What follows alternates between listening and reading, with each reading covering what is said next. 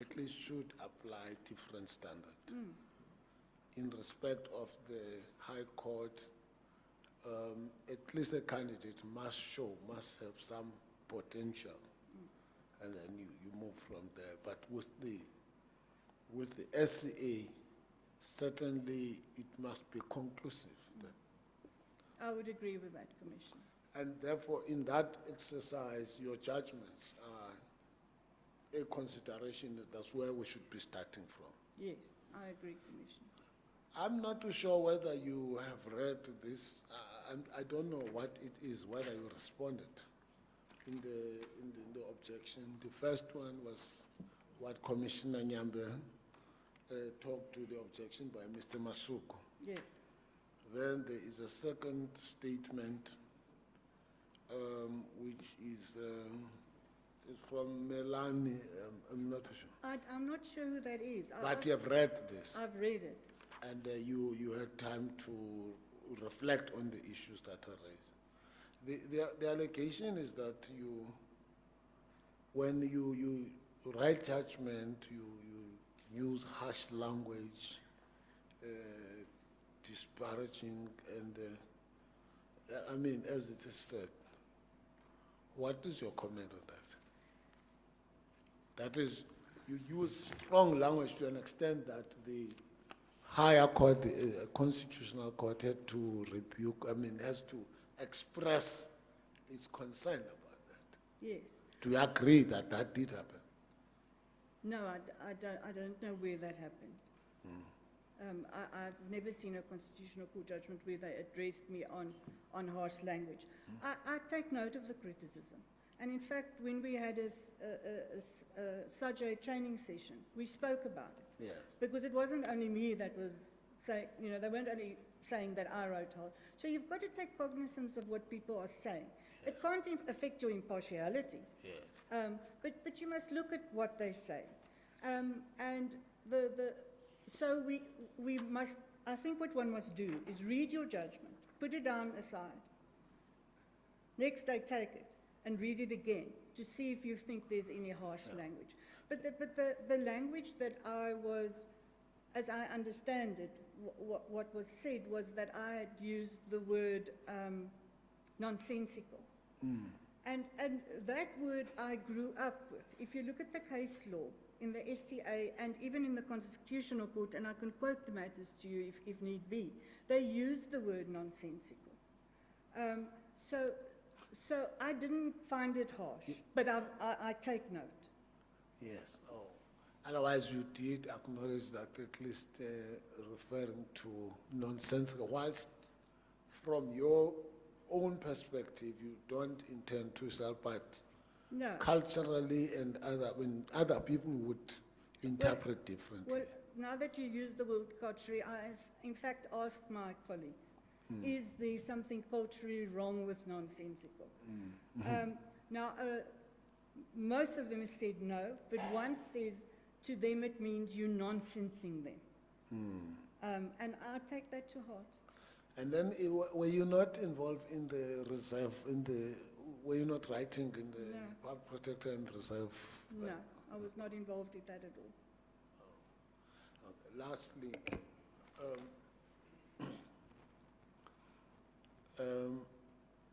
in terms of you seeking an appointment to the SCA, can you state what is your jurisprudence? What is your judicial philosophy? And how you have applied in your case law? Yes. I think the Constitution has given us as judges a because remember, a judge is not a lawmaker. We can't write laws. But what you can do is you can develop the law. And the Constitutional Court, the Constitution, Section 39 in brackets 2, has given us a free hand within the pleadings and within what the parties have put before us to look to developing the law, and even, I want to say, I always, when I'm writing, try and think of a rights rights-based law. In other words, what rights are here, not only precedent. And of course I must follow what the Constitutional Court says and what the SCA says. But you can develop in between those borders, and you can develop a more rights-based jurisprudence than just following precedent. And I think I've done so. I think I've done so in the Naduma matter, and I think I've done so in the equal education matter. Commissioner Mokonish. Thank you very much, Commissioner. Thank you very much, Deputy Chief Justice. Good morning, Judge Potro. Good morning, Commissioner. I have 3 quick questions. The first one, what would you say to people who believe that the law is the weapon of those who owns the means of production to consolidate their power in society? Do you have some sympathy with that view? Rich people can litigate, that is true, and they can use the best counsel, that is true. But they can't manipulate the law.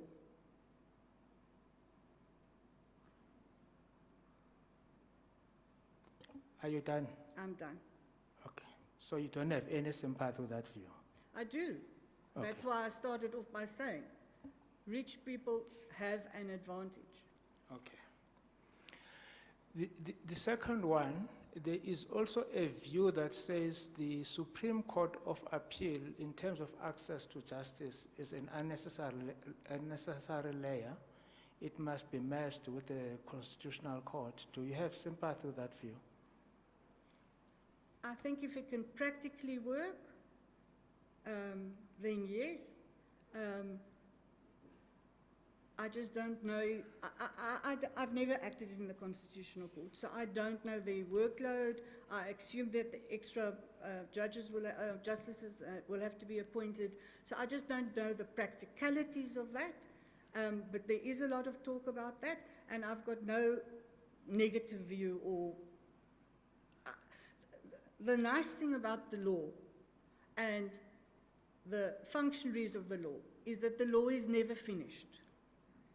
That is why our symbol is not a round circle, because it's never finished. And so development will take place. And whenever that is suggested, I'm sure the powers to be, like our 2 learned colleagues sitting there, will know how to go forward pertaining to that, whether it's wise or whether it's not wise. The last one, in your experience as an advocate and a law lecturer, don't you think that there is something that I would call malicious compliance to ensure that people are perpetually trained and not much is being placed on sharing the cake in the briefing patterns, that as much as training is important, but it is being used to avoid to radically transform the legal profession in ensuring that people get the actual work, meaningful work, that people just use this issue of perpetual mentoring and training as a way of sabotaging transformation?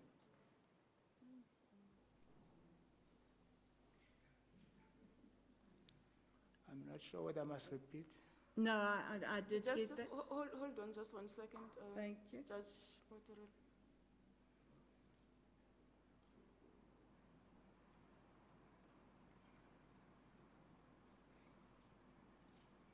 I'm happy it happened when Commissioner Magwanishi was speaking. Why, Commissioner? He knows.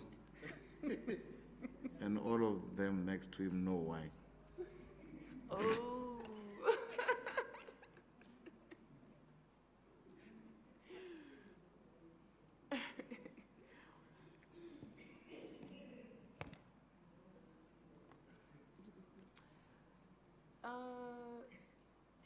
Commissioners Bernard and Brettenbach, are you back with us? Like to ask a question, please? Oh, no, I was just checking if we had a blink. We were just load shedding. And I just wanted to make sure that you are still on the platform.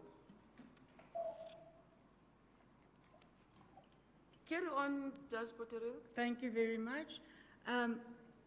Training and mentoring not leading to a result means nothing.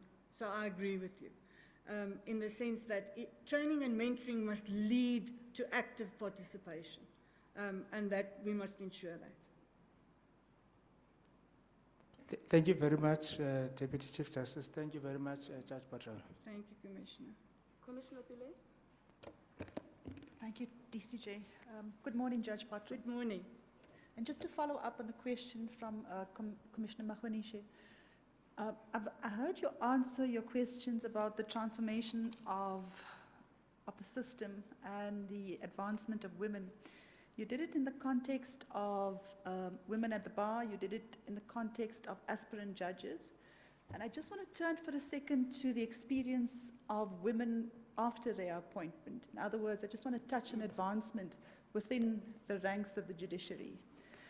Now, for me, it's a cause for concern that there are 15 heads of court positions, and not one of them occupied permanently by a woman.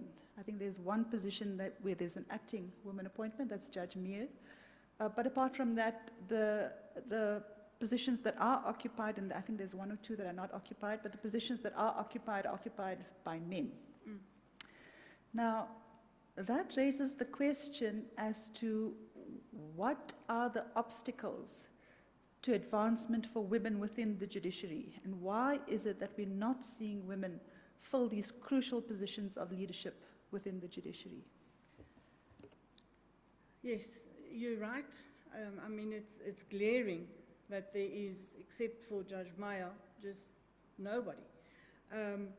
I am thankful to see that for some of the posts now, which are DJP posts, at least they are women, and I'm sure they'll get it. So there's a start.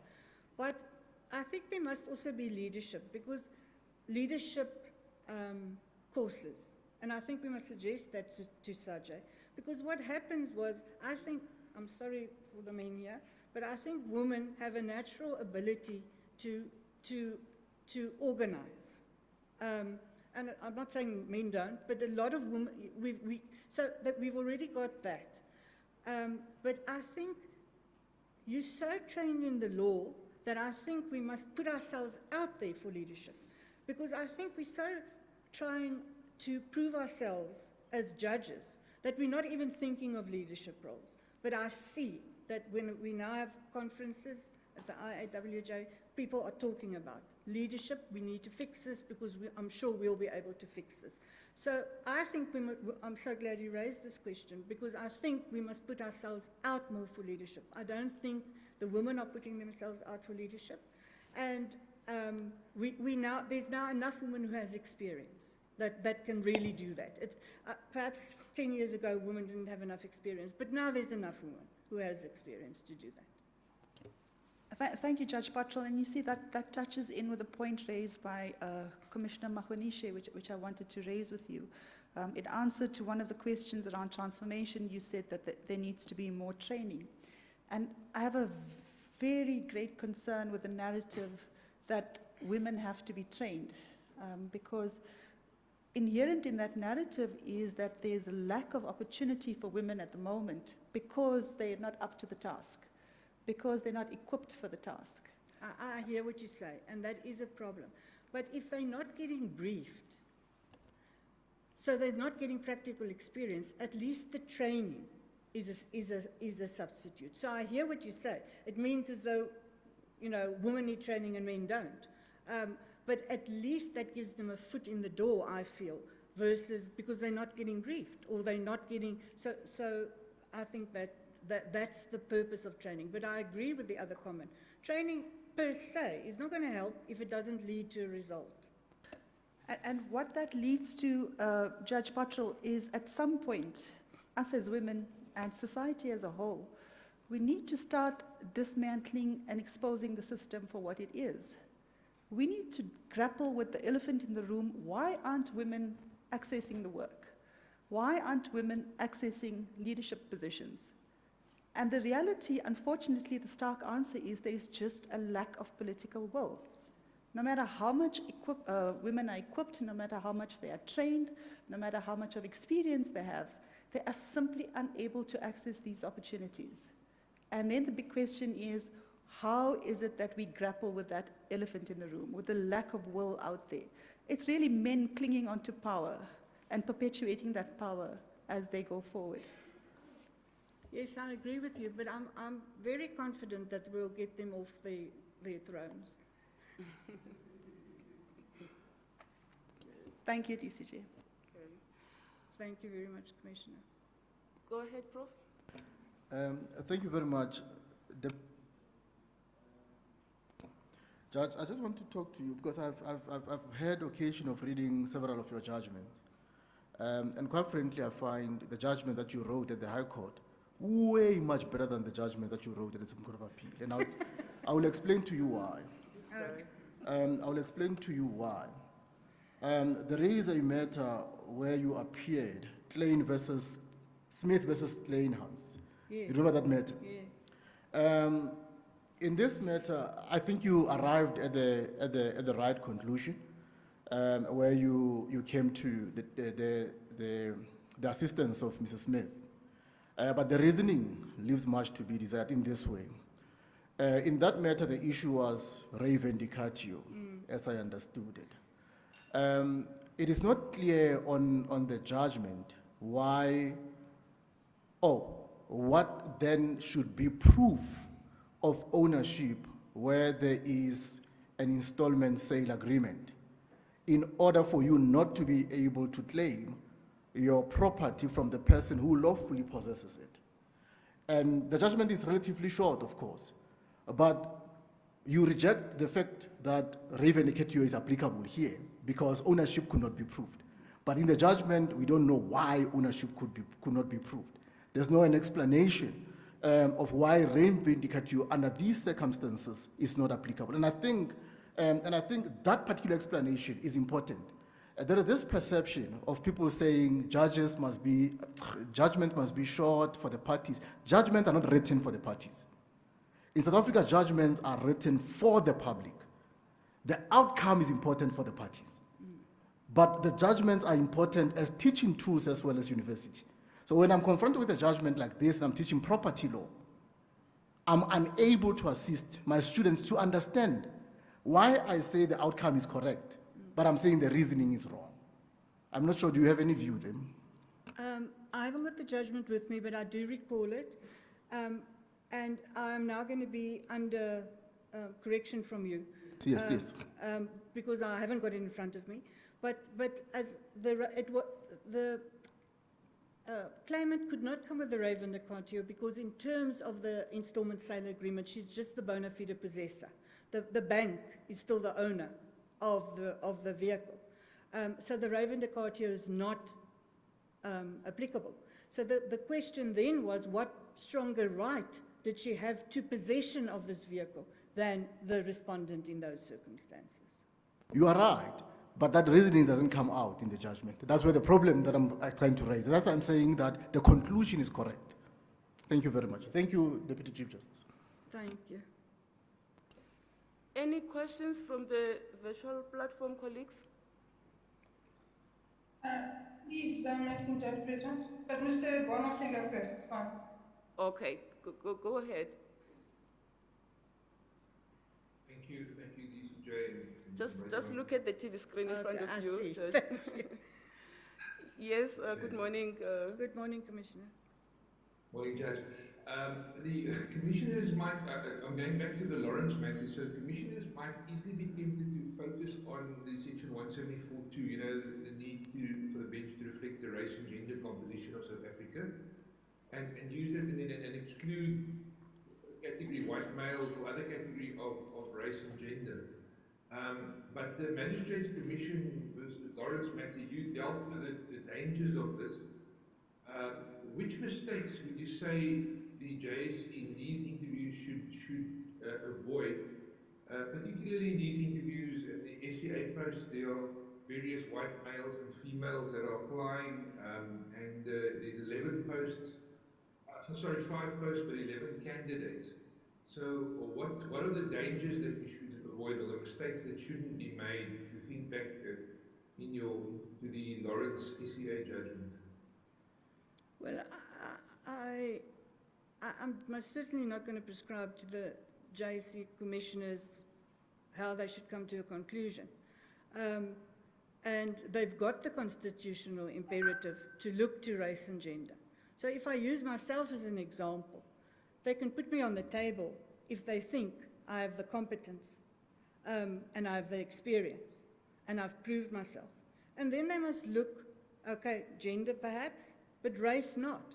And then they must apply that whether in their circumstances a white woman is acceptable or not. But I'm definitely not going to prescribe to the JSC commissioners how they must come to a conclusion. Thank you very much. The specific mistake made in that matter, what was the problem with the Magistrates Commission? What they did is they simply did not consider any white candidate. Thank you very much. Thank you, DCJ. Commissioner Bredenbach. Thank you, Justice. Good morning, Judge Potro. Good morning, Commissioner.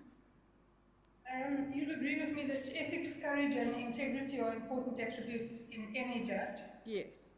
And I would like you to explain how you think these attributes manifest themselves in the way you conduct yourself on the bench. Ethically, transparency. I will not answer a letter from an attorney if that letter has not been sent to the attorney on the other side, because you don't speak to one person. I will not ever receive only one counsel in my chambers.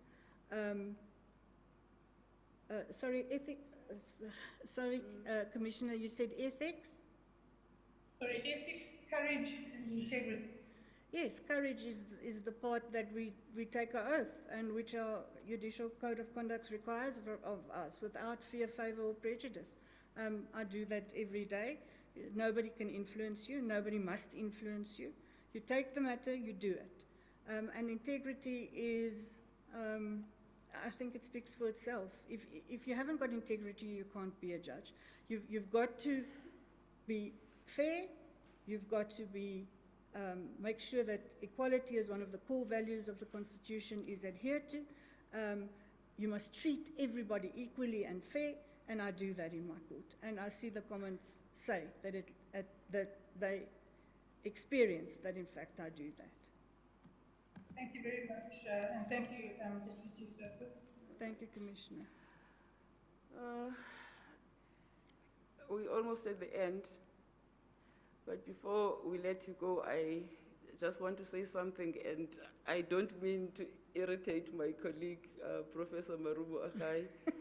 It pertains to the concern he raised twice with you about the SCA's judgment writing style. And what I liked about your response is how you described it. And I'm going to sum it up in my own words, that you learn to identify the real issues in the dispute with precision. You get rid of the clutter and red herrings and produce an opinion that is written simply, whilst keeping everything in, all the substance, but it's written simply in simple language such that anyone who reads it can understand it and read it to the end without getting tired. Did I sum it up properly? Perfectly, and that is a skill. It is very difficult to write like that. It is a skill. Is there anything you would like to ask of the Commission before No, we thank let you. you go? All right. Thank you so much for presenting yourself to the Commission. Thank you very much. You're excused. Thank you very much for having me.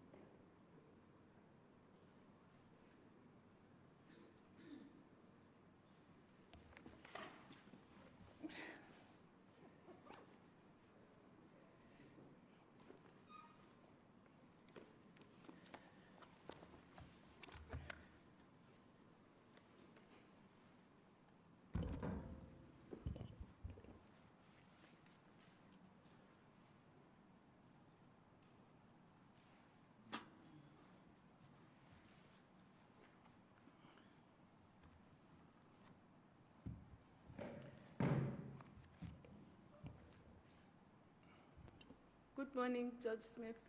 Good morning, Are you ready? Deputy Chief Justice and Commissioners. How are you this morning? I am fine, thank you. Good. As fine as could be. Don't worry, we'll handle you gently. Thank you. Thank you for that. You were born in Herschel. Yes, I was. Did you spend any time there? Not, we left, my family left when I was still a baby. But we go back often on pilgrimages, family pilgrimages, and go and look at where we grew up and ran around. Yeah. Well, my family is originally from there, and I remember it as one of the coldest places in South Africa.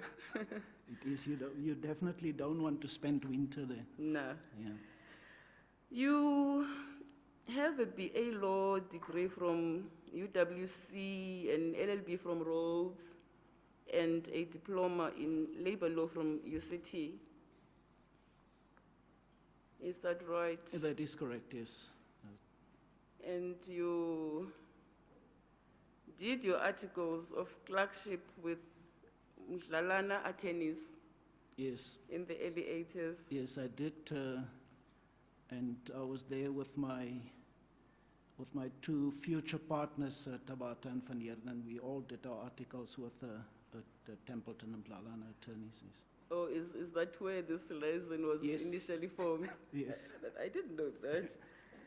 And you were an attorney with that firm of attorneys from 1984 until 1996. Is that right? Yes, that is correct, yes. And then there was a break. You became an MP for Yes, an that was, ASMP for 2 years. That was about 18 months or so before I came back to the legal practice again. The lawyer in you kicked Yes, right it did, back yeah, and you it came did. back. But tail between my legs and begged my partners to take me back. And you were with that firm until 2020? Sorry, 2010. 2010 years when I applied for permanent position, yes. And when did you become a judge? Then? In 2010 years, I think it was in July 2010. In which division? In the Eastern Cape. In Grahamstown? In Grahamstown, yes, Makanda. All right. You have acted at the SCA for a few stints. Just remind me how many times were they? I started, I think it was 3 terms. I started in October last year until May this year. So 3 terms. How did you find your time there? It was challenging, Deputy CJ, different, very different from how things work at the High Court. How so? You need to, first of all, there's a lot of reading to be done. I nearly had a heart attack when they delivered all the boxes containing the records to my home, because when I started initially for the first term, it was everything was still being done virtually at the time. So all these records came, and you realize now it's now time to read everything, and you need to find your feet very quickly and work out a system, how you're going to manage your time, which record you're going to read, and by what time you need to finish with a particular record. So you need to plan very quickly, otherwise you're going to be sinking. And one of the Supreme Court judges who hailed from the Eastern Cape also advised me that, you read your record first time, you make notes in all the matters where you will be sitting, whether you are the scribe or not, because you're going to be required to make contributions, you're going to have to be prepared for the hearing, and you will have to engage with counsel, and after the hearing, there's going to be a post-hearing conference where your views will be elicited, and you need to be able to make a contribution. So it dawned upon me very quickly that I need to work out a system for myself, and I need to plan so that I can be prepared when the term starts. Did you get an opportunity to write judgments? Yes, I did. I think I wrote 5 judgments in all. There was one, it was going to be 6 judgments, but there was one matter where Judge Piet Meyer and I were going to be scribing together because it was a complicated matter, long matter involving liquidations and business rescue proceedings. And what happened was that during the course of argument, the point on which I was going to write was conceded. So unfortunately, then it was not necessary for me to write, and Piet was then just wrote the judgment by himself. After all the reading you'd done? After all the reading and preparation that I had done. Did you struggle to write judgments? How is your judgment writing, your judgment writing skills? I don't think that I struggled. It was different because, of course, I was told at the very first opportunity, I was told that you don't write just for yourself, you write for the court. So it is very different, but the style of writing appealed to me immediately when I was given what is called the style guide and became aware of what is required from me. I took to it immediately because I have a particular way of writing my judgments. It is sort of encompassed in an article that I wrote at Madlanga Jay's request for the CJ Journal, which is entitled The Case for More Accessible Judgments. And there's a number of the things that I personally mentioned and advised readers on how to approach judgment writing that were told to me at the Supreme Court of Appeal, that this is how things work here and this is what is required of you. So I think, of course, the judges who sat with me and the presiders in cases where I sat would be better able to to judge my judgment writing and whether the drafts which I presented to them were, in their view, good enough. But I thought that I did okay. I like judgment writing. It's the part of being a judge that I enjoy most.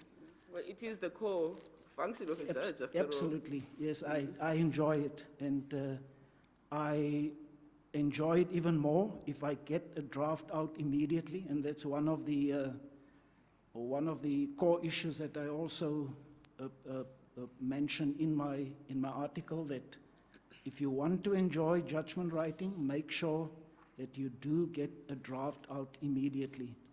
Otherwise, you're going to put yourself under pressure, and then mistakes and omissions will creep in. So I try to do that, and in my experience, it has worked well. Gives you an opportunity after your first draft to let it stew a bit, so to speak. Yeah. And then you look at it again, and you can look at it with fresh eyes. So that is my approach. And I also, unlike some of the judges that acted in the SCA, where they thought that the judgments are, shall I say, extraordinarily concise. To me, I didn't get that impression. The impression that I did get was because when you get to the Supreme Court of Appeal, issues would have been ventilated in the court below, there would have been points that had been taken in the court below and on which a judge would have had to pronounce. There would have been a set of facts that may have been relevant to pronouncements or findings made in the court below, which are considered an appeal or not pursued with. So then it is not necessary for you to go into all of that. You then just concentrate on the issues that has to be decided, the facts upon which those issues are founded, and the law that you have to apply, and then you take your decision. And I do subscribe to the belief that anything more than that, you are waffling. If you say more than you need to say, if you have set out the facts, you set out the law, you apply the law, you deal with the arguments for and against certain points, then you make your findings, and then that is it. So I found that at the Supreme Court of Appeal, that is what happens, that you are required to concentrate, first of all, on the facts that are relevant. You are required to summarize those facts, and it takes a lot of work. Prolixity is easier than concision. Yeah. Takes a lot of work to concisely summarize only the relevant facts upon which you're going to base your conclusions and findings, and also to steer away from whole-scale importation of quotations. It's very seldom necessary, just by way of example, it's very seldom necessary to quote the notice of motion when there's a long paragraphs on relief. It's not necessary to quote the entire notice of motion. It may be necessary in certain circumstances, but in most circumstances, a short paragraph that encapsulates the relief that is being sought, and the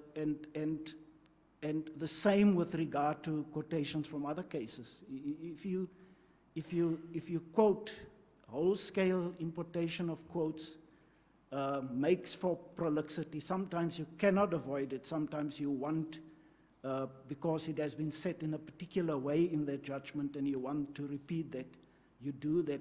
But often you can read the judgment, read the portion that you want to rely on, and summarize it concisely and in simple terms for the reader, so that he or she can understand what you're saying. It also makes your judgment less intimidating if you do that. So what I'm saying in a roundabout way, Deputy CJ, is that I immediately liked the style of the SCA, and I've tried from my first judgment to comply with that style, and I hope that I was successful in doing that. But I must admit, it's a very steep learning curve. It is different. You need to work hard. You are under pressure because your judgments are scrutinized by 4 other fellow judges, who are, at least 3 of them are far more experienced than you are. So very intimidating, but I found that if you work hard and if you apply yourself, I think you should be okay. Obviously, you'll get better the longer you're there, but I do think that I was able to overcome that first hurdle. And did you get good feedback from your colleagues there, especially the senior ones? I did. On your work, that is. Yes, I did. In most of my judgments, they were like comments and suggestions. I don't think that they were issues of substance, in that they fundamentally would change the core of my reasoning, or the application of the law. Some of these comments were, wouldn't it be better if you put it that way? And you look at it and say, well, I didn't think about that, but it actually does sound better, and it would make it clearer for the reader if it's put that way. So, yeah, there's been some comments, and obviously you often make errors also, the spelling errors that creep in, and no matter how many times you read it, they will be there. And it's good to have other judges to look at it, because what also, especially when we went back physically to the SCA, it's a bit intimidating when you sit there in the conference, when you've presented your judgment, and it's literally scrutinized and taken apart sentence by sentence. So if you go through that process, the first time it's very daunting and intimidating, but if you go through it, you gain, especially if the first time you hear the comments and you think, oh well, okay, at least I didn't completely miss the point here. I'm making sense to my colleagues and they agree with me, then you get a bit more confident. Were you able to deliver your judgments in time, promptly that is? I think so. I don't think there was any of the judgments that were out of time. There was one occasion when the acting president here gave me a heart attack when he wrote to me, or rather his secretary, I think, wrote to me and said, look, it's almost a month now and there's no draft yet, what is happening? And I looked at it and I thought, oh no, they forgot about the fact that the case didn't proceed on the date that it was supposed to proceed. It was actually 2 weeks. In fact, it was just on the last day of my acting appointment, right at the end of the term. So yeah, after that, fortunately, didn't hear what I was saying, but I'll be sure but that to was tell him, though. but it was in time also. So I cannot recall. I think all my judgments were delivered in time. All right.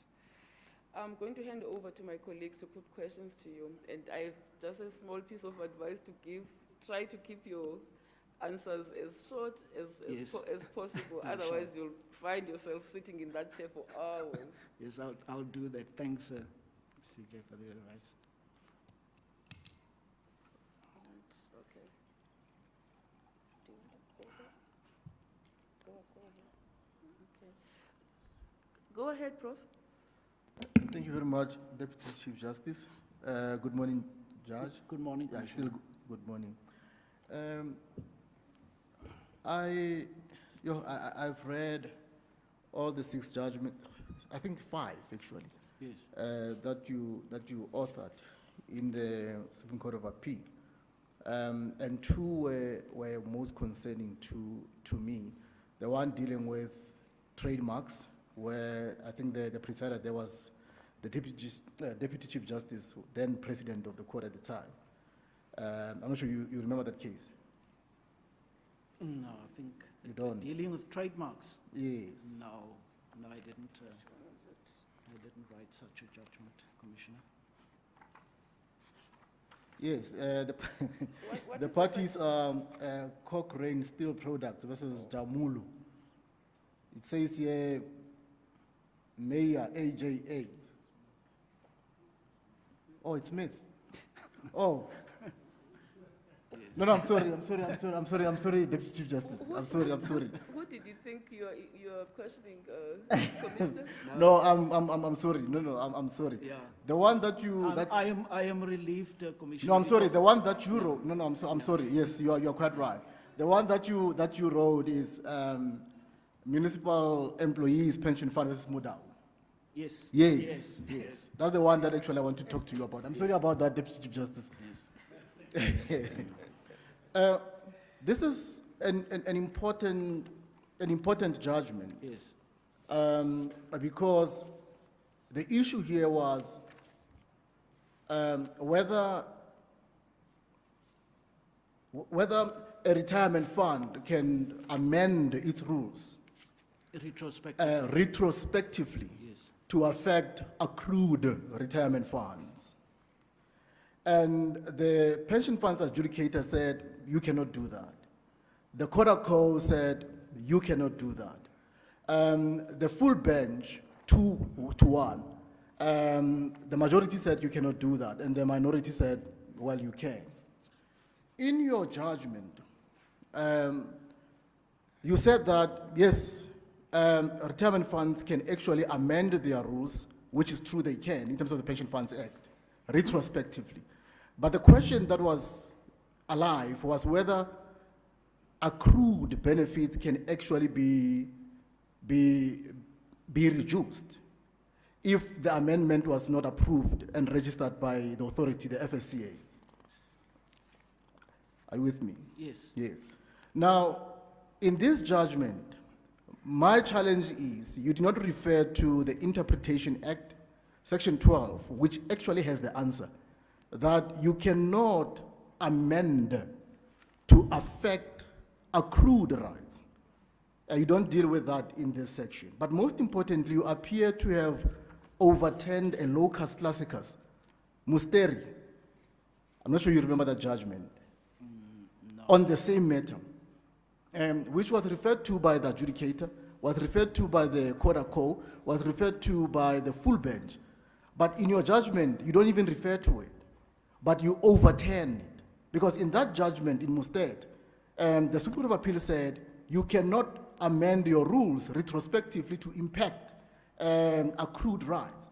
Well, you can amend retrospectively, but not to impact accrued rights. I'm not sure, what is your comment on that? Because I find this judgment quite unfortunate. I'm not sure. First of all, of course, I wrote the judgment and I came to that conclusion. But not only I came to the conclusion, it was the entire bench that came to the conclusion. Yes, that's where the problem is. The issue is simply that retrospectivity, by its very nature, affect pre-existing rights. Otherwise, you can never have anything operating retrospectively. It doesn't mean anything if you say an act operates retrospectively, but it cannot affect rights. It simply means that it is then prospective. And I think that is the basis on which we dealt with it. And I think what you're referring to is that there is a very strong presumption against retrospectivity, and for good reasons, that you cannot just willy-nilly interfere with existing rights. You're right about that. But the fact of the matter is that if either the legislature or any institution or organ of state is vested with the power, has that power to make a rule or a law retrospective, it's going to affect existing rights. But it needs to be clear. And we said that unfortunately for Mr. Madau, and it wasn't as if we were unsympathetic to his plight, we said unfortunately for him, the rule was very clear in what it sought to achieve. But that's how we saw it, and that is how we called it, and maybe the matter will go to the Constitutional Court and they will look at it differently. Yes.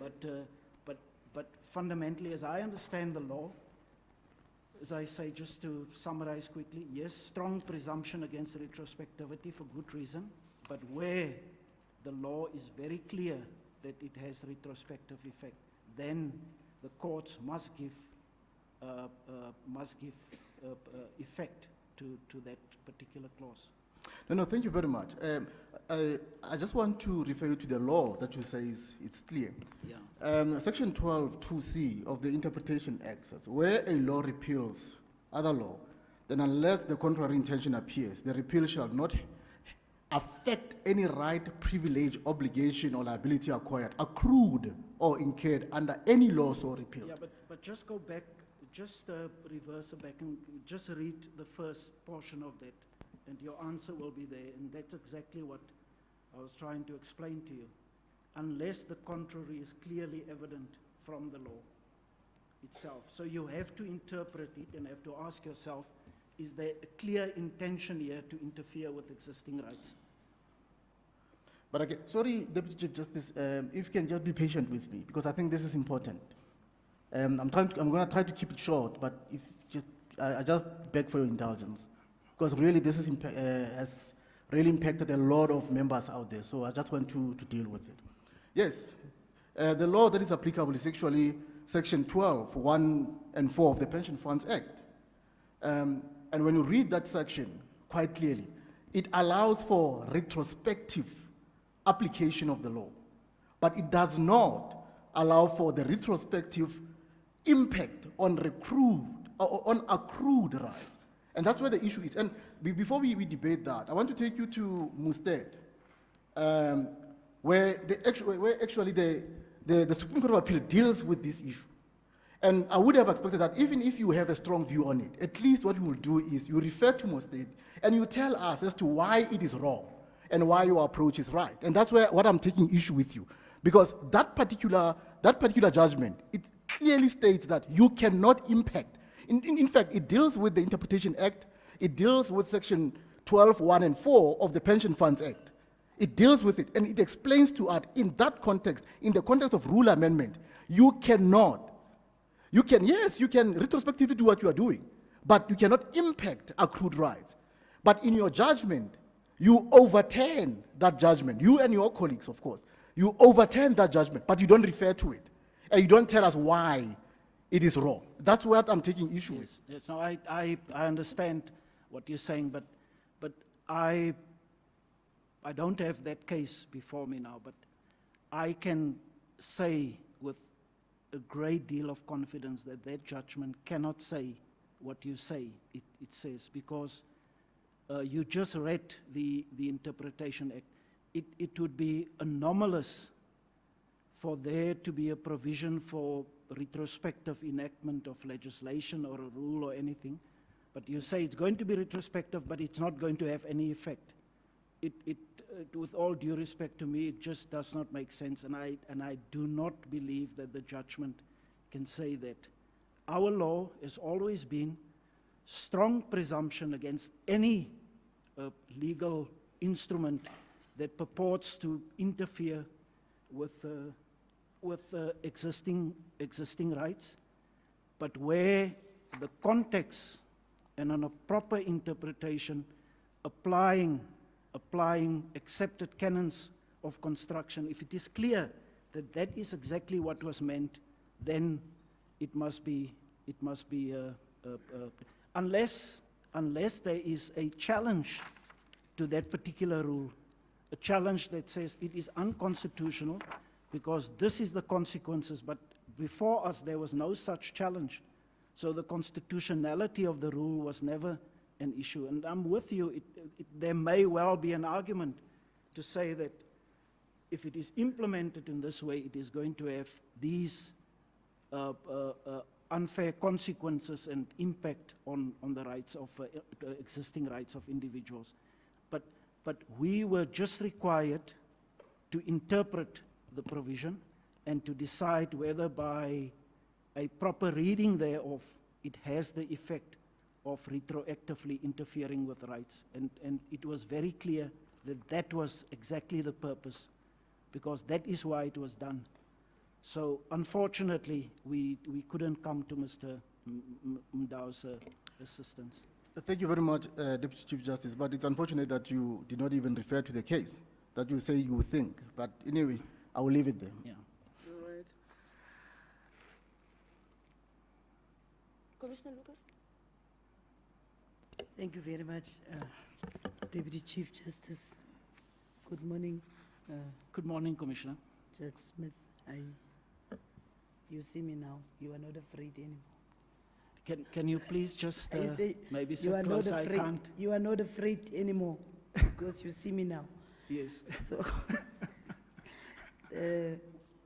I was going to ask you the same question that I asked the previous candidate. Yeah. And that is with regards to what is your view with regards to the transformation of the bench and also the outlook of the bench as it is currently. But I want to go further and ask you a question that I think Honorable Advocate Pillay asked it before now, is do you also believe that women with the same training and the equal qualification still needs to be developed more before they can qualify to become a judge. I'm just adding it to the issue of transformation and the outlook of the bench. Yes. Thank you. Do I understand your question to be that is it necessary for women to be developed more to become judges, even though they have the same qualifications and same experience as their male counterparts? Or should I put it like that? Do you think with the same training and the same qualifications as yourself, any woman with that kind of background is on the same level as yourself to be appointed as a judge? I'm putting it very simple. Yes, no. No, of course, the answer, Commissioner, is of course a woman must be entitled to be considered on the same basis, and accepting also that if you have regard to our patriarchal society and domination and how women have been treated in the past and discriminated against, then one must accept there is a need to put measures in place to level the playing fields.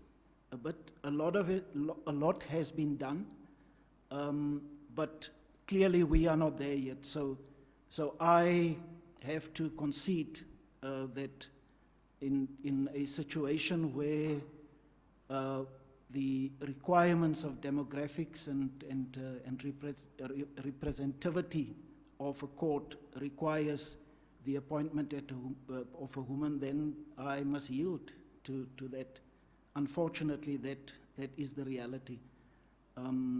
One can hope, if you come here, that there being 5 positions, that you can be accommodated without the Commission having to compromise those important considerations of representativity and demographical makeup of the courts. I hope I've answered your question, Commissioner. And your general view of the outlook of the bench in terms of transformation, just your view, and how do you see, how can we really reach equality or equity in terms of making sure that transformation is really a living imperative within the judiciary? Yes, thanks. Thank you, Commissioner. Yep, I can only speak from an Eastern Cape point of view, knowing what is going on in the Eastern Cape. And the Judge President of the Eastern Cape has gone out of his way to invite women to act. On any particular term, there would be more women than men, or there would be equality.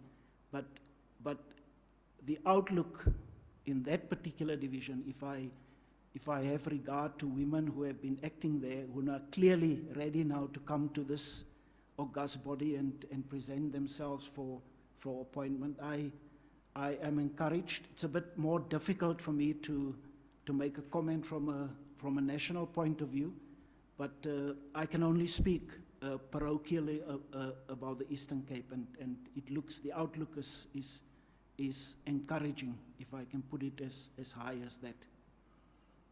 Yes, we are speaking about women, but also generally in terms of representation on the demographical spread, generally. If you speak about race, if you speak about gender and all of that, what is your view? I think, first of all, it is a constitutional imperative that all bodies, I'm talking about organs of state or other bodies which are really governmental bodies, must make sure that that constitutional imperative is implemented.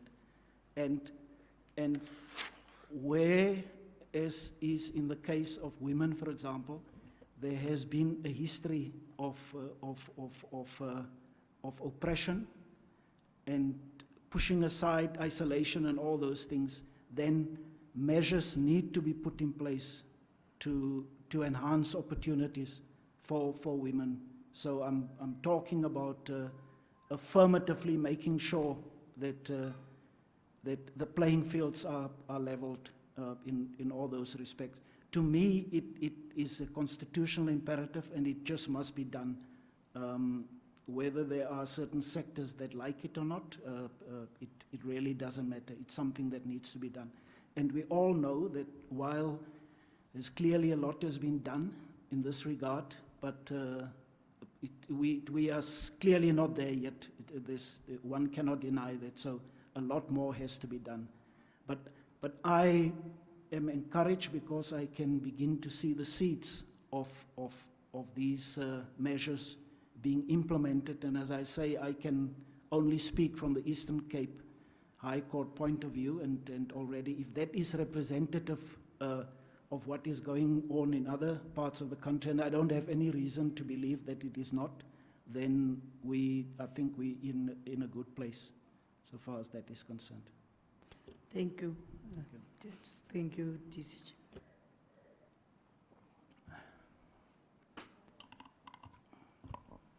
Thank you, DCJ. Good morning, Judge Smith.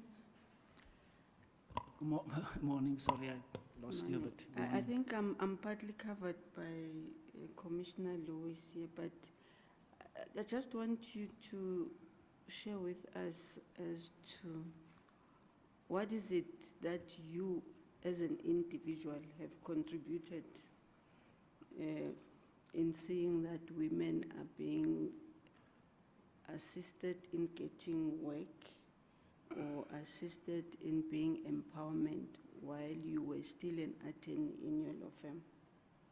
Oh, yes. Now,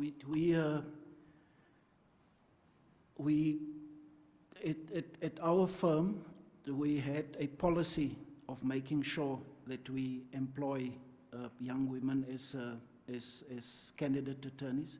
We have produced, I cannot even tell you numbers because there's been so many of them that has gone through the firm.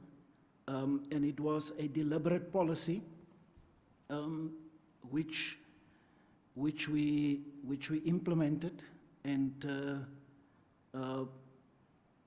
even though initially there was some resistance in the firm when we were doing that, because obviously there were some people that wanted family and friends to be appointed, and when we preferred women over them, they were a bit unhappy. But those objections and concerns vanished very quickly when they had to concede that the appointments were good ones, that they covered themselves in glory, all of them, that they didn't have to stand back for their male counterparts, and they acquitted themselves with distinction. So yes, we have done the firm. I can't say ever since I left in 2010, but while I was there, many of our products, if I can say that, or proteges, have gone on to become magistrates, and some of them are successful advocates today, and some of them have their own legal firms. So we're very proud of that achievement. Okay, thank you, Judge Smith. Another question that I'm having for you as a judge, what assistance are you giving acting judges, particularly women, to be better judges? No, I think in the Eastern Cape, with the leadership of the JP, it is a policy that we go out of our way to assist not only women judges, but all judges, all acting judges, particularly those that come for the first time, because we know how daunting it is when you become a judge for the first time, or you act, and you are a bit bewildered. So we do go out of our way to give them all the assistance that we can. The one thing that you can do, that you cannot do, sorry, is to write judgments on their behalf. They have to do it themselves. But where they come, we make it very clear that give them all the assistance, and if they come to you for advice, you give it, and try to assist as much as you can. And it becomes clear very quickly which of those acting judges are going to go on and become permanent judges and be very successful in the future. So it is a fulfilling exercise to be able to do that when you are, generally my experience, not only myself, generally my experience is that all the senior judges enjoy doing that. They go out of their way to do it. And I don't know if there's ever been any complaints to the judge president that they have been treated badly. My last question, Judge Smith, you were born in the Eastern Cape and you were raised there. I assume that now you understand Xhosa very well. Yes, I do. I must admit that my understanding of isiXhosa is very basic, which is a bit of a I won't say embarrassment, but I should have done better because I grew up with friends who were Xhosa speaking, and instead they all learned to speak Afrikaans fluently, and I was left behind a bit. But I understand. Okay. Other members of my family are fluent in isiXhosa. Okay, what is your thinking on the notion that judgments must be written at least in one African language? Oh, I agree with it. I can just imagine I referred earlier to the article that I wrote in the CJ journal, and of course the core message in the article was that judgments should be accessible, and what can be more accessible than being able to read a judgment in your own language? So I think it's a good idea. I know that the deputy CJ has written a few judgments, and the idea that litigants, or shall I not say lay people, but non-lawyers are not interested in reading judgments I don't subscribe to that idea. I don't think it's true. People want to understand especially if a case goes against them, they want to understand the basis of the pronouncement, and if that can be expressed simply and in the vernacular, all the better. So I think it is a good idea. It's still. I was born Afrikaans speaking, but it's still surprising how many judgments you would still find in Afrikaans, when in fact there's none in isiXhosa, for example, that come before us, at least in the Eastern Cape, where you expect those judgments. Unfortunately, I will not be in a position to produce such a judgment myself, but I think there are judges, and I think the idea has been born, and I'm sure that soon you're going to find many judgments written in isiXhosa. Thank you, Judge Smith. Thank you, DCJ.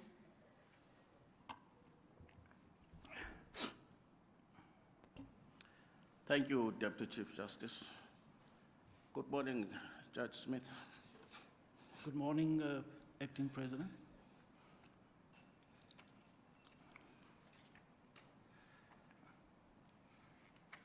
Would you care to remind me when you were invited to come and act at the SCA for the first time? It was in October last year, CJ. Thank you. And you will recall that I gave you a call and we had a long chat. Yes. About the do's and don'ts, what would be required of you. Yes. and the practices and conventions of the SCA. Yes. And I strongly recommended to you that you should ask your secretary to send you a copy of our style guide. Yes. And that style guide has an addendum to it, which is a template for SCA judgments. Yeah.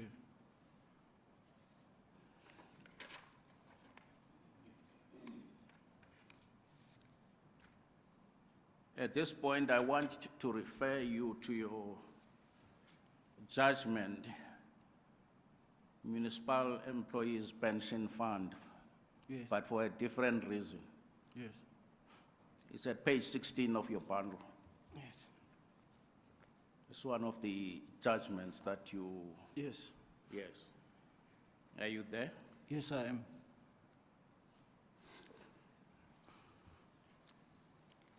And if you look at page 2 of that judgment, Yes. just below the 2 transverse lines order, Yes. then first of all, it shows or indicates where the appeal from which court it emanated, Yes. and it gives the name of the judges, Yes. but nowhere does it indicate whether those judges sat as a court of first instance or as a court of appeal. Do you see that? I see that, yes. And yet,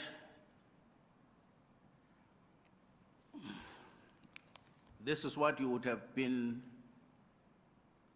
told or seen by reading the style guide. Yes.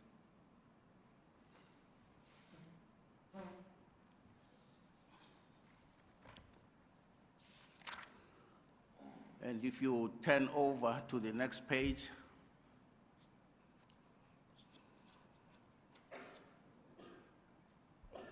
paragraph 1 of your judgment, the last sentence.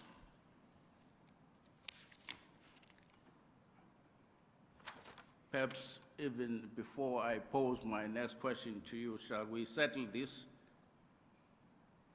Those 3 judges sat as a court of appeal, that is the full court. They constituted the full court.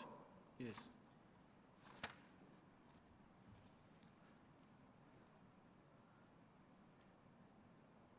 And in paragraph 1, the last sentence says, the appeal is with the leave of this court.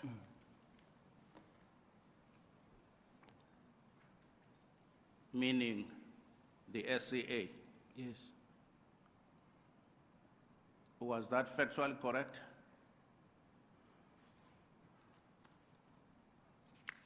I cannot, I must confess that I cannot recall, Deputy President. Because the appeal emanating from a full court, Section 16(1)B of the Superior Courts Act tells us that it can only go to the SCA by virtue of special leave, which can only be granted by the SCA. Yes. And that was lost on you. I don't understand. Are you saying that it should have stated that this is with the special leave of the Yes, of the appeal court? because that was what it was. Yes. And that was lost on you, as is apparent from your judgment. Yes.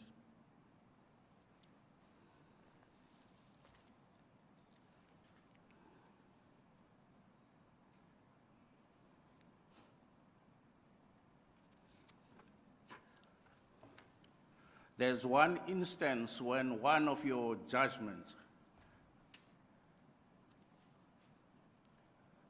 delivered which had to be recalled a day or two after its delivery. Do you recall that? Yes, incident? I do.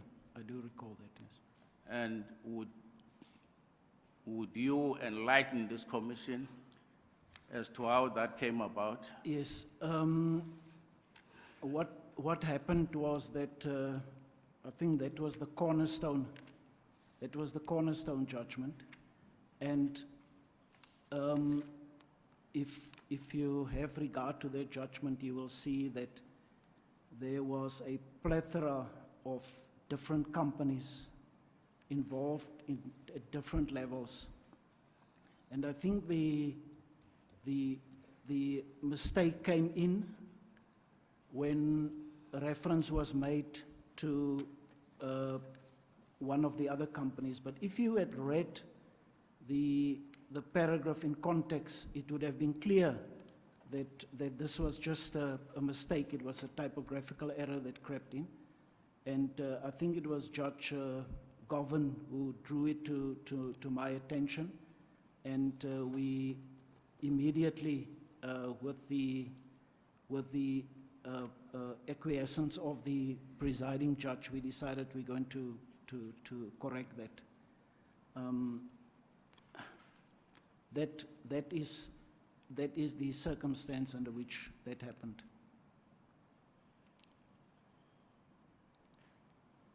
That mistakes and the elementary ones relating to your municipal employees pension fund judgment,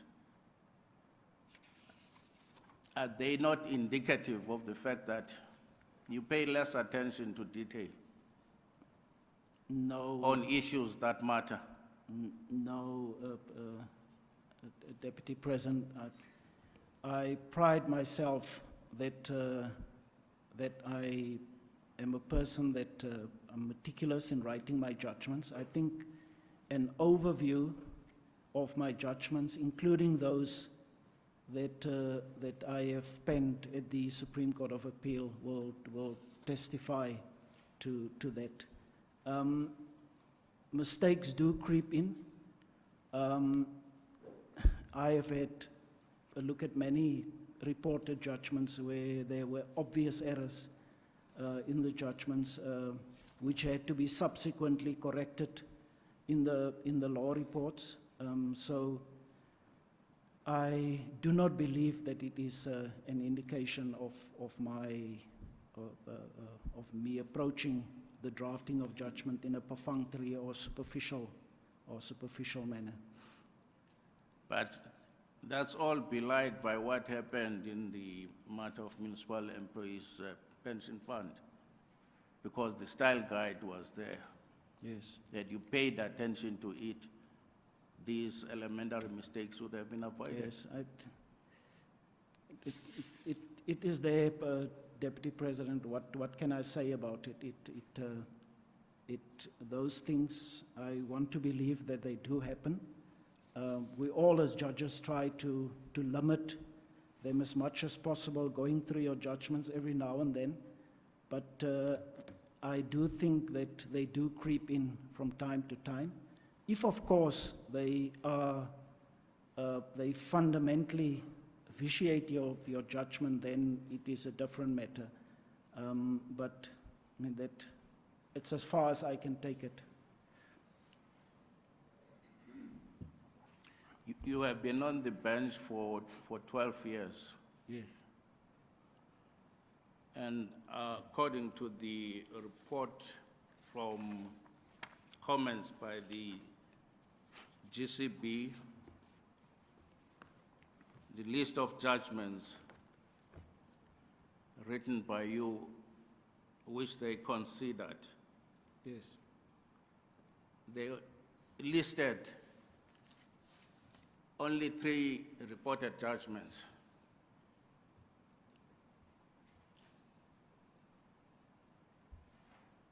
Yes. Yes, Is that the sum total of reported judgments? No, there are other judgments that they missed. There's one particular judgment, I think I mentioned that in a previous application when I was still acting. There was a reported judgment in 1998. I can look at it if you want to. And then also there was another judgment that was reported, which is Randall versus Law Society, but I didn't list that one because that was the one that was overturned by the Supreme Court of Appeal. There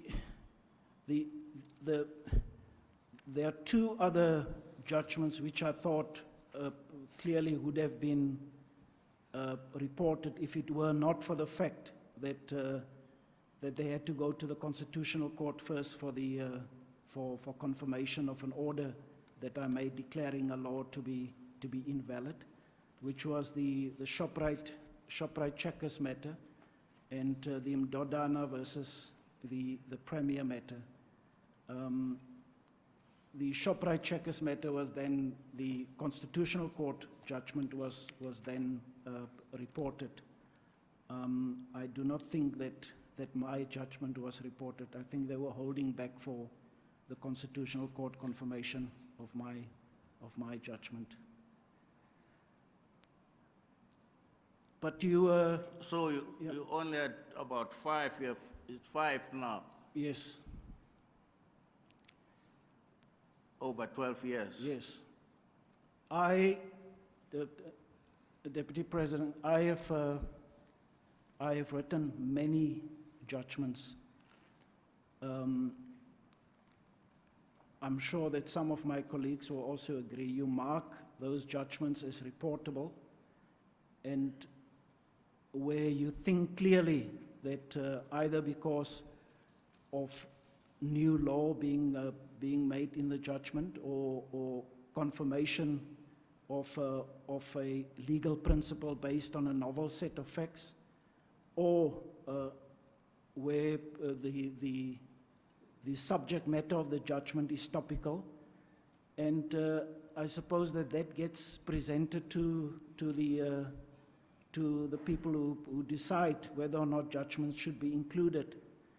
I have never actively attempted to push for the inclusion of my judgments, and maybe I should have done that. I know about some colleagues who have done that, and I think that maybe I should have, but I think an overview of my judgments will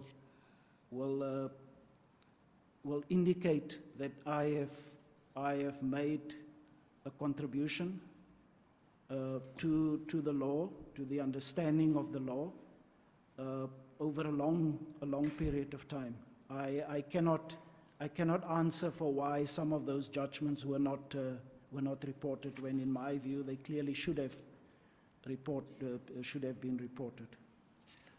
But you would know that judgments are reported in the law reports, that is Juta or Butterworth, if they have any precedential value.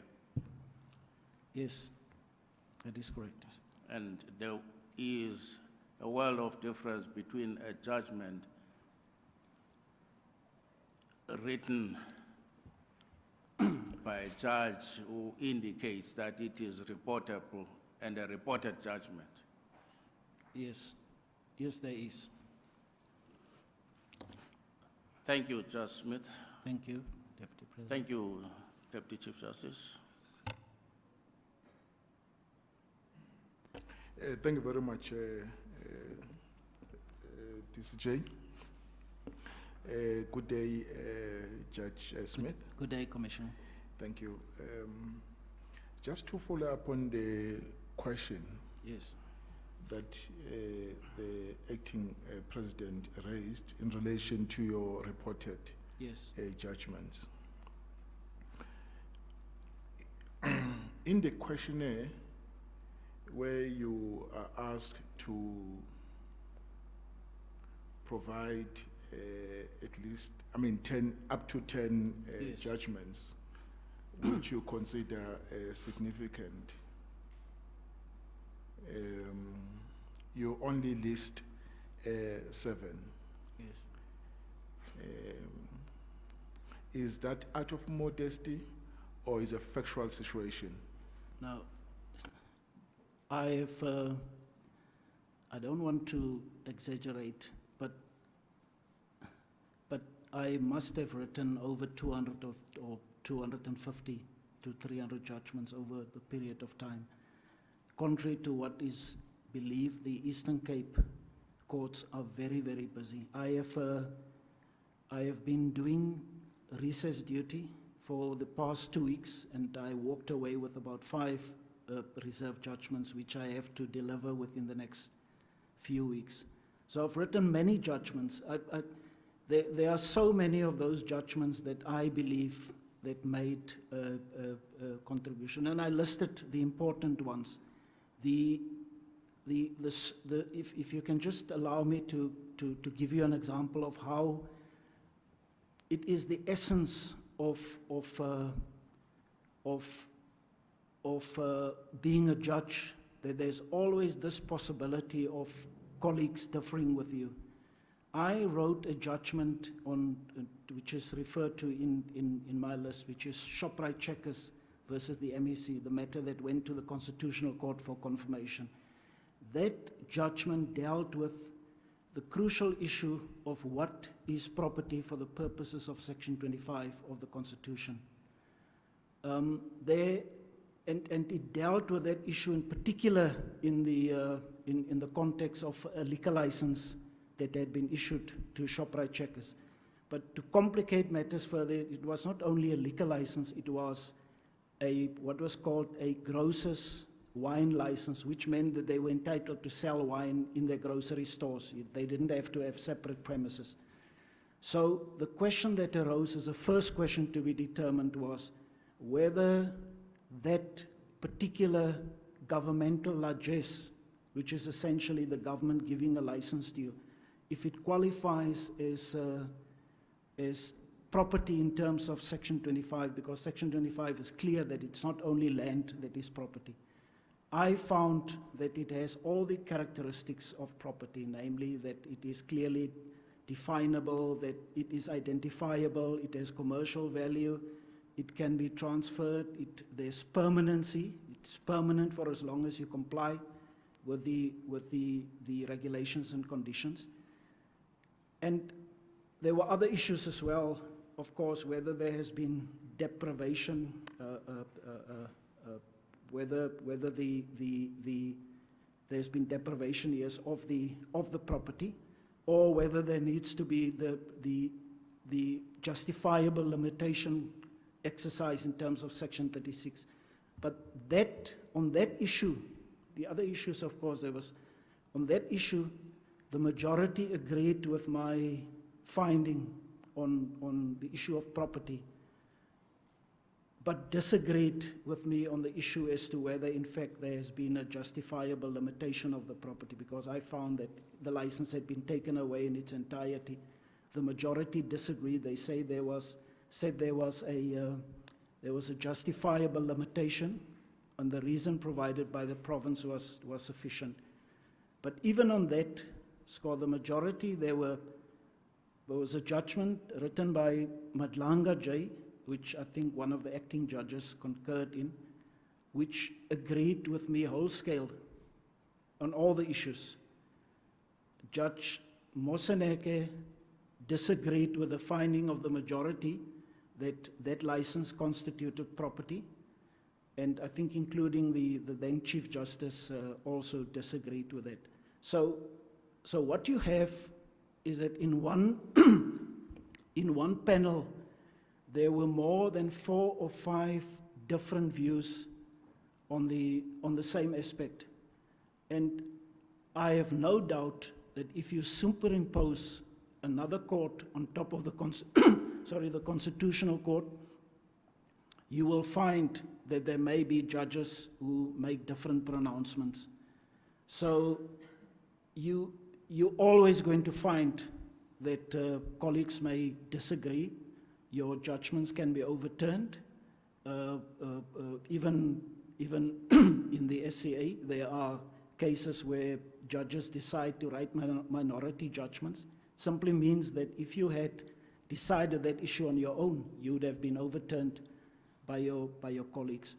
But what is important in my view is that anybody who reads your judgment say, I disagree with this finding, but but must not be able to say that, look, he missed the point completely, he misconstrued the law, didn't get the facts right, he was just off, then that is bad. But where on the facts, the proper facts, and it's common cause that those are the facts, that's the factual metrics on which you must now apply the law and make your findings. If you give a reasonable exposition of why you reach that decision, I think that is the duty of a judge. And even with regard to the issue of reportable judgments, I've many judgments that I can refer to. For example, I had one judgment that I wrote on the circumstances under which the corporate veil of a corporate entity, a company or a corporation can be pierced. And I thought that those were unique circumstances. The application of the law demanded a unique approach, and I put that judgment forward for consideration for reporting, and nothing, just simply nothing happened. So unfortunately, you don't have control over that process. You can just do the best that you can with the case and the facts that is presented to you. Just a follow-up, TCJ. So your position is that the 7 listed is an understatement. Yes. And now the second question, how does it, as a judge, how does it make you feel if your judgment finds its way into a law report?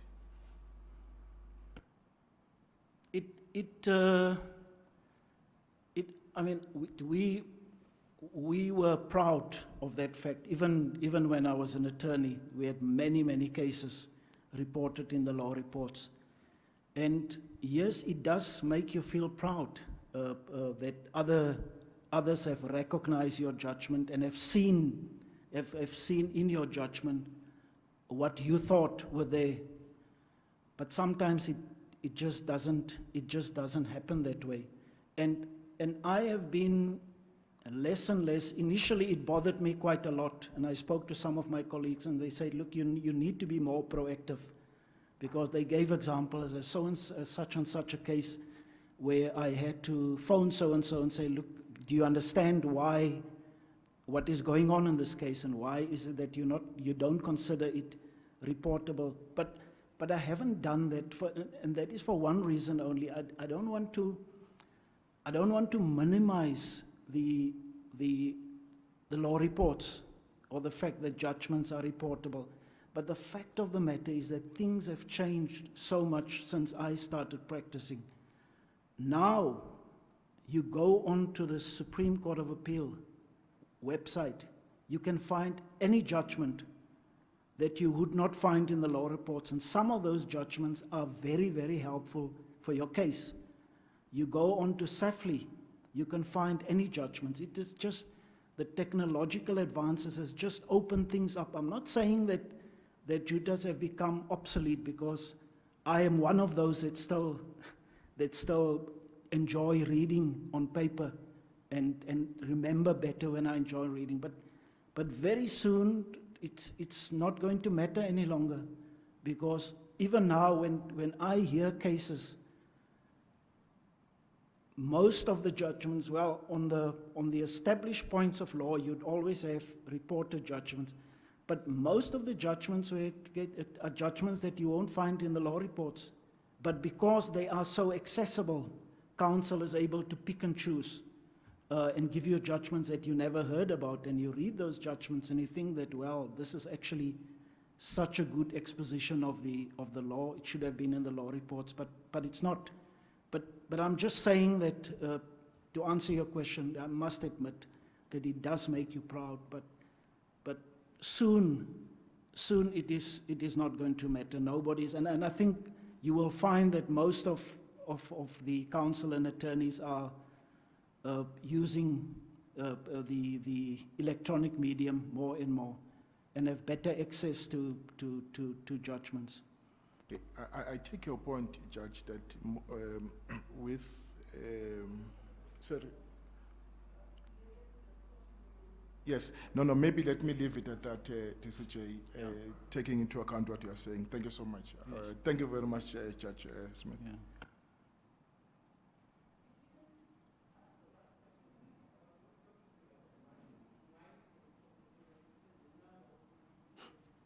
No. I take that into account, Judge. Yeah, Yes. I mean, TCJ. Sorry, thanks. All right, thanks. Commissioner Kies? Thank you, TCJ. Good morning, Judge Smith. Morning, Commissioner. Judge Smith, is quick questions. In respect of the comments that have been made in respect of your candidature by various bodies, they speak so well about you, especially the GCB at 5.1, where they say the candidate's commitment to the Constitution is reflected in his participation in the Eastern Cape Democratic Lawyers Association Secretary from 1983 to 1985, and in Nadel, National Vice President, 1989 to 1999, and so forth. Yes. Have you, what could be, how that assisted you in terms of your contribution to transformation of the legal profession?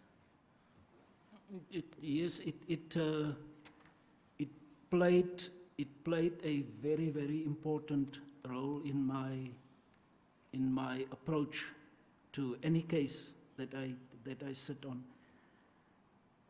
If you just allow me, in order to illustrate my point, if you just allow me to say this, it's either not recognized or people forget about the fact that in 1992, already 1991 or 1992, when the then military government purported to introduce a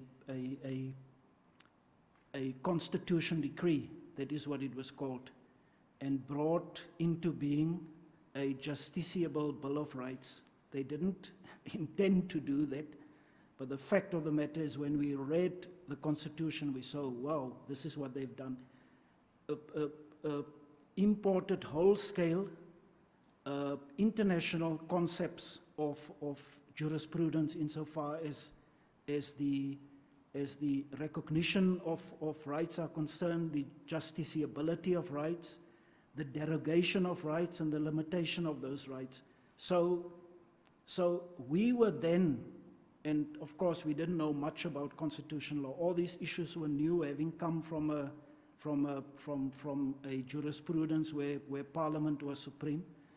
But we were then able to challenge the National Security Act insofar as it provided for detention without trial, and also a blanket ban on meetings. But in doing that, we had to prove, of course, there was this repugnancy between these acts and the Constitution, which was now introduced. And there was even an attempt, when they realized what they had done, there was an attempt to repeal that Constitution. So, but we succeeded.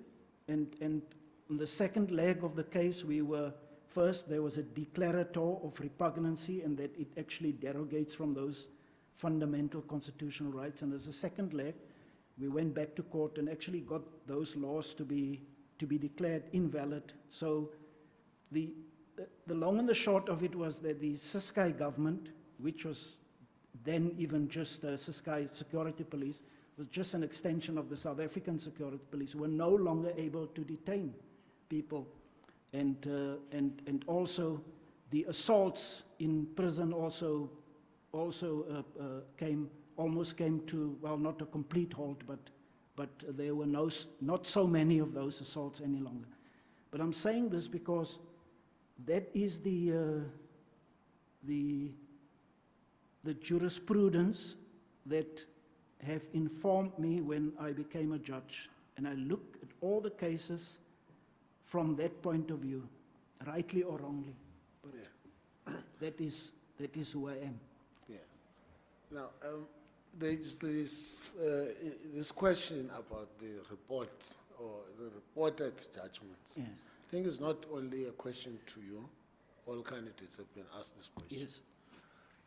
The concern I have is if you have marked your judgment reportable, thereafter you just don't have a control, somebody else takes over. That is, it is dealt with by Yes. editors, some other person who takes their own decisions, taking into account. How best can we, how best can we ensure that this process of reporting judgment, taking into account what we have just said about the new technology, other means of, Yes. of reporting judgment, how best can we balance this and make sure that at least there is transparency on how, because we find out that some other judges have many reported judgments, Yes. others simply don't have, though they mark their own judgments Yes. reportable. Well, how that can be done? I What think is your I think the suggestion? problem is that what I have been told, at least by one of my colleagues who knows something about what goes on there, is that the publishers get flooded with judgments. You can just imagine how many judgments come before them and how many have been marked reportable or not. But I think the fundamental decision that we have to make is that still going to be the basis on which you're going to be assessed? Is it still the end all and the be all if your judgment does not appear in JUTA or the all law reports? And if we recognize that things have changed, that there are many judgments that have not been reported, and some of them not even on SAFLI. You know, that was another one of my difficulties. I spoke to our registrar once and asked him, how are these judgments placed on SAFLI? Because I had delivered, in about a month, I delivered many judgments, and some of them, although I didn't think that they would be reportable in the sense of you put them in JUTA, but I thought that if this, and I referred it to my other colleagues as well, and I thought that if other judges see this and the research that I have done in this judgment, it can help them. So if it is placed on SAFLI, it is going to be so much more accessible to them. And then it's not there, but what is there then is a one-pager that I wrote on leave to appeal. And I say, but why is this even on SAFLI? What contribution is it going to make? Because I wrote a simple judgment that doesn't say anything new, that simply say that I am of the view that there's no reasonable prospects of success. Why do you place it here, and why are those other judgments not here? And all that he could say to me is that, well, I just give it to them and they decide what to do. But it's those type of things which it's a bit anomalous and incongruous, and it also led me to say, well, I can just do what I'm supposed to do. What I take a particular care to do is that if I write any judgment where I think my colleagues would benefit from that, then it is make sure that I have a special effort. Well, we circulate all the judgments, make a special effort to say, you may want to look at this judgment because it's a matter that can come before you in the near future. But I think that is, maybe we must just accept that things have changed fundamentally. That, yeah, I'm going on a bit. Thank you, DCJ. Thank you, DCJ. I'm covered. Thank you. Do we have questions from the virtual platform? Commissioners Bernard and Breitenbach?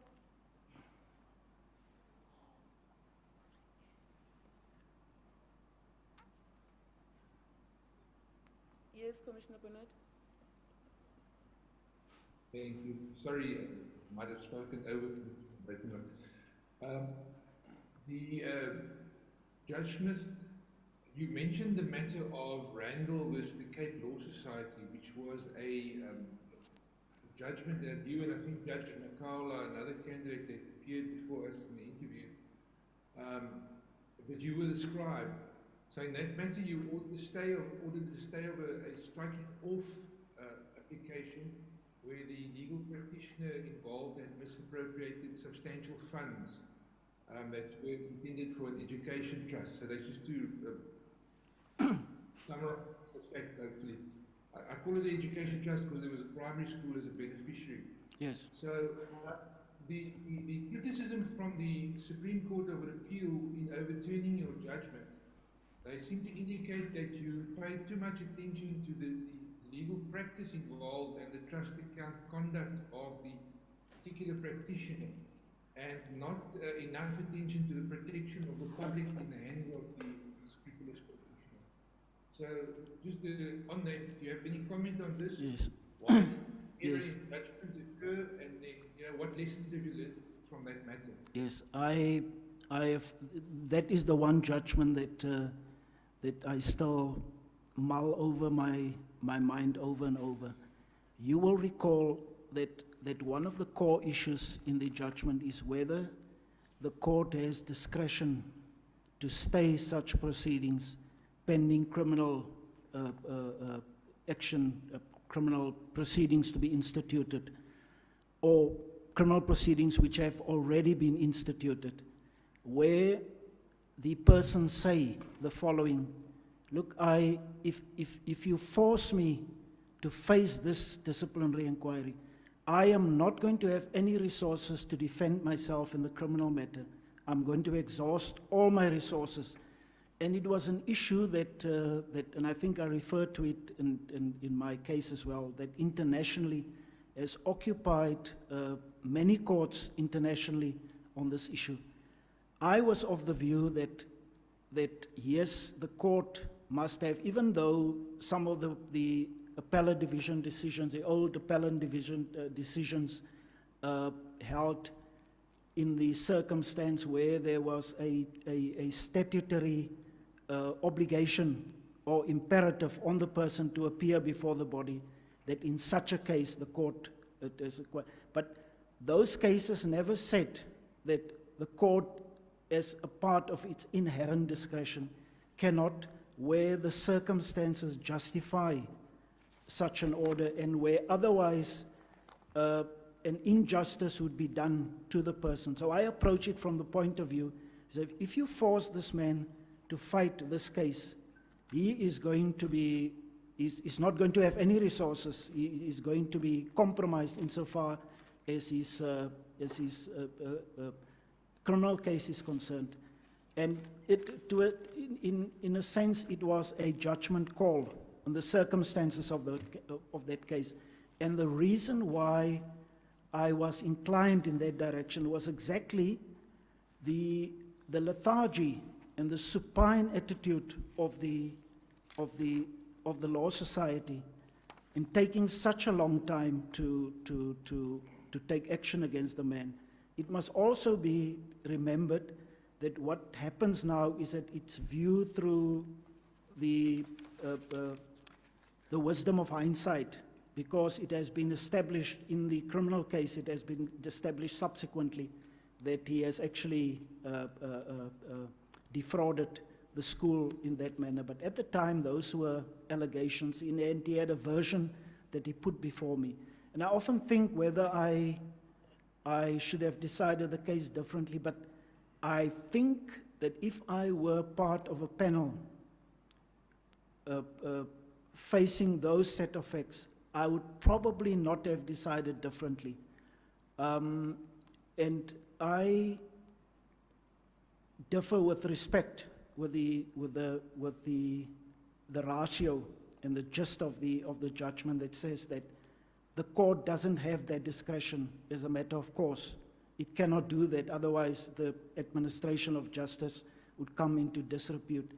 I don't think that can be the case, because what I also said in my judgment is that there's a discretion, but it needs to be exercised conservatively and only in deserving cases. So I thought that maybe if the court found differently, it would have differed with me on the facts of the case and say that, well, we do have a discretion to do that in appropriate circumstances, but in this case, the applicant has not made out a case for such relief.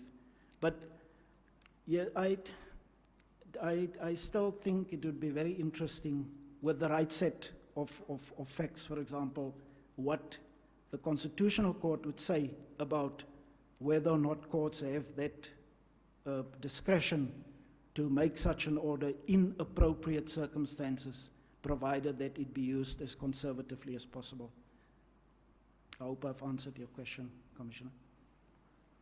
Thank you. Well, you have answered it. The second, just a last question I have. If the JSC were not to appoint you to the SCA, what would the SCA be missing out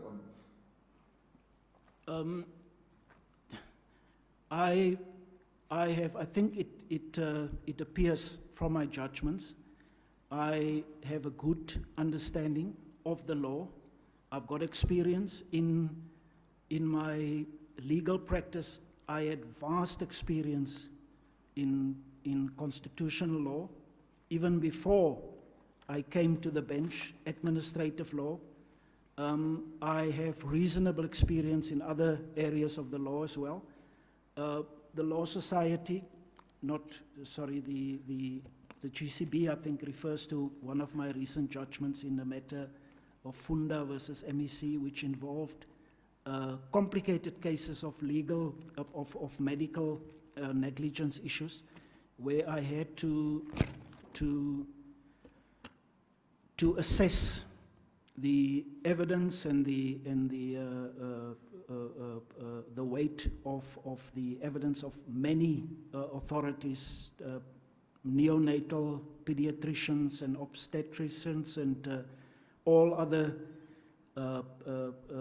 experts, medical experts that gave evidence before me, and I had to make sure that I understand what they're saying, and I think that judgment is, as far as I'm concerned, is a good indication that I do have the ability to look at complicated facts, complicated legal situations, and give a reasonable judgment that makes sense. Thank you. Thank you, Yes. DCJ. Thank you, Judge Smith. Thank you. President Betze has a follow-up question for you. Go ahead. Thank you, Deputy Chief Justice. Judge Smith, you would have been provided with the comments from the GCB. Yes. By the Secretariat. Yes, I saw that, yes. And from which you would have seen that they say they considered only three reported judgments from you, and yes. also listed unreported decisions, yes. which in total are 19. Yes. And you say that over the years, you wrote more than 200 judgments. Yes. No. Did it occur to you perhaps that you would need to, to prepare a list of all those judgments? No, and provide the list to the Commission? No, I must admit that it did not occur to me. I thought that if I provide judgments that would show this body that I have a good understanding of the law, that I'm able to make sense of a factual matrix, and I'm able to apply the law and give a reasonable, concise judgment that tells the reader why I came to a particular conclusion, that would be sufficient. Thank you. Of course, Deputy President, many of those judgments are matters where on 4 or 5 pages you simply dismiss the case or grant the relief. They're not all erudite expositions of the law, so I wouldn't have wanted to burden this body with some of those. Thank you. I'm satisfied, Judge Thank Smith. you. Let's leave it at that. Yes, thank you. Thank you, DCJ. Lastly and quickly, Judge Smith, I forgot to ask you earlier, you mentioned in your application form that you were involved with the CFM task team. What is that? Oh, I'm sorry, I actually saw late on that. I just assumed that acronym would have become quite well known. It's a case flow management task team, Oh, is that which what was it's established by the previous Chief Justice, and I and Judge Griffith served on called? No, there. I know Yeah. what it is. I Yeah. just didn't know the Yeah, the sorry, acronym. sorry, I should have, I should have Okay. made it clear. You listed two outstanding reserve judgments in your application form from the SCA. Yes. Have those been delivered? Yes, they have been. Both of They've them? been both delivered in time, yes. All right. Yes. Thank you so much, Judge Smith. We've reached the end of your interview. Thank you. Unless you have anything you want to ask us, you're free to go. No, definitely not. I thank you very much, and to all the commissioners also, thank you. Colleagues, I don't know if you'd want to take the tea adjournment now. We were supposed to break off at 11. We still have 3 candidates to interview in this batch. Maybe we can take a 15 minutes? All right, so we'll be back at, it's 10 to now, at 10 past 12. 10 past 12, please.